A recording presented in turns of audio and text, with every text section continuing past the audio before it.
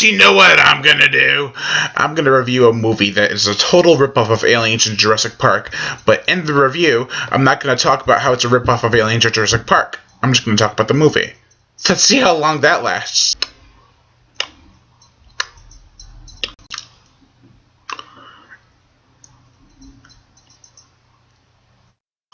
Aliens! Oh my god. Sorry. I just had a big bowl of fuck you soup. Welcome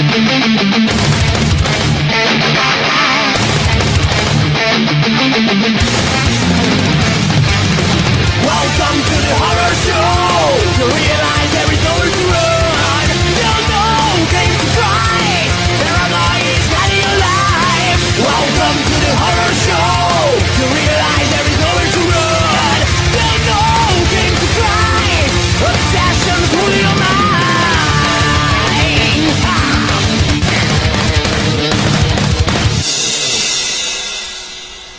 Carnosaur 2.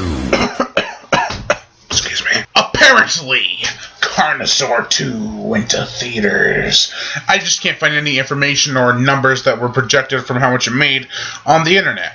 Instead, all I find is that, yes, it went to theaters for a short amount of time, but we don't have the numbers for you. I hate when they do that to older films. Actually, if you think about it, this film came out in 1995. I was 2 years old. So does that make me old? Even older than this movie? But the twist, I swear that is from Robot Chicken somewhere. I just can't remember what episode. I haven't watched Robot Chicken in a while. Anyways, this film, even though it is a complete and shameless ripoff of Jurassic Park and Aliens, it still is a lot better than the first one. The first one was decent, I'll give it that. But the thing about Carnosaur 2 that Carnosaur 1 did not have is likable characters. I mean, you had Diane Ladd, who was the only interesting character in the first one, and all the characters in this one, even though some of them are just expendable, they're still likable. Like the black guy. He's funny, and you like his character, then all of a sudden, he's gone. And then you like that Galloway chick, I think her name was. She had the red hair, and she's in the helicopter, and you're like, oh, this looks a lot like Aliens, and oh, yeah, it's turned out to be Aliens. And John Saxon, I think his name is, he's in this movie too, let me see. John Savage is in this film, and he's actually a pretty good actor for a low budget B-movie standard. And Rick Dean, is that who I'm thinking about? Yeah, Rick Dean is really funny. I think he's what the hell is that guy's name? I forgot, but he was Monk, that was his name. He's a really funny character. I really enjoyed him. He was like the Bill Paxton of the film, and yeah, let's see where his future goes from here, aka Carnosaur 3. He returns. Who knew? Now, I was actually surprised by the lack of gore in this film. But the really interesting thing about the gore in this film is that there's two chick characters. There's two female characters in this movie that are like lead characters. Not really the lead, but they're in the cast. And they get the most gruesome deaths in the whole film. I'm not gonna lie, there's one guy at the end who gets it pretty bad, but these chicks, the Galloway girl, she's in the helicopter, it's actually really, I think it's even more disturbing than the one in Aliens, because the one in Aliens happened so fast, and this one took its time and blood spraying everywhere. And then there's another girl who was,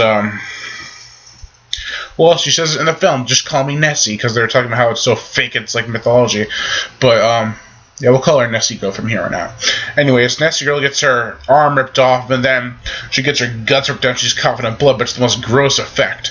And if you actually pay attention and you look at the arm getting ripped off, you can see a boot pushing so that they can pull the fake arm off. It reminds me of Carnosaur 1 when when the dinosaur was yanking on the girl's leg, and you could see him going from vision to green vision, like, when you see the hand on the side. That was pretty funny. The soundtrack to this film is really cool. It's very eerie, and I think it's actually the best soundtrack of all the other Carnosaur films. The first one had a really cheesy monster movie soundtrack, but this one was genuinely creepy, and it felt like it was just there was something watching you in the desert as the opening credits played out in the desert, and they played the music. It was very eerie, and Yeah, and you got a whole bunch of characters in this film. You got the Newt character of the film, who's played by a teenage boy. You have Ripley, who's played by an old dude. You have Monk, who's basically playing Bill Paxton. Why am I getting all these names mixed up?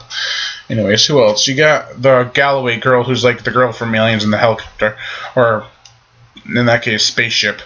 You have, I guess, Nessie Girls Vasquez of the group, but she's not the most badass chick in the movie. Actually, no one's really badass in this film. You have the commanding officer who gets killed off first, kind of like in Aliens. I think that's what happens is he gets killed off like near the first amounts of body count. And yeah, and then you have, what else do you got in this film? Yeah, you got a lot of cool characters. The black guy is really just there for filler. I don't really remember what his character would have been from Aliens, but it was still pretty cool to see dinosaurs ripping people apart in a factory, and it looked really cool, and I just want to know one goddamn thing. I remember seeing this the VHS of this at my local Blockbuster when I was a kid, and actually when I first saw this, I was so blind. I thought this was a Brontosaurus on the cover, and I'm like, well, that's pretty cool and interesting and different. No, it's actually just T-Rex. But what the hell is this scene right here? That is never in the movie. Take a look at that. That would have been kind of cool. Seeing, like, frickin' a dinosaur rip her apart. Wait, why is that? I'm a sick bastard, and I just admitted it. So yeah, the characters, even though they're mostly carbon copies, are still interesting and enjoyable. The dinosaur effects are a lot shittier than the first one, but they still hold their part in the charm of the movie. There is some decent gore, but not as much as the first. The soundtrack is creepy, and a whole bunch of other things are cool about this flick. And I would actually recommend this one more than any of the other Carnosaur films, because it's slow burn, but it's a short film. It leads up to a pretty cool conclusion. I actually prefer, do not hate me, I love Aliens way more than Carnosaur 2. But I like the setting in Carnosaur 2 more than the setting in Aliens. Because it feels like it's really haunting inside that factory facility. And it had this like glow all the time. Red colors, gray colors, and it was just miserable, but you could feel it. And you got that in Aliens too, but not to the atmospheric degree of this film. I mean, it's hard to explain. I just like the setting in this one more than the one in Aliens. But that's like the only thing I like more than I like in Aliens, except for the gore is pretty much more gross in this film than the one in Aliens. Than the gore in Aliens. Overall, I give Carnosaur 2 a 3.5 out of 5. I am Brian Gatto, host of Horror Show Movie Reviews. Make sure to like my Facebook page in the description below, and to leave comments and subscribe.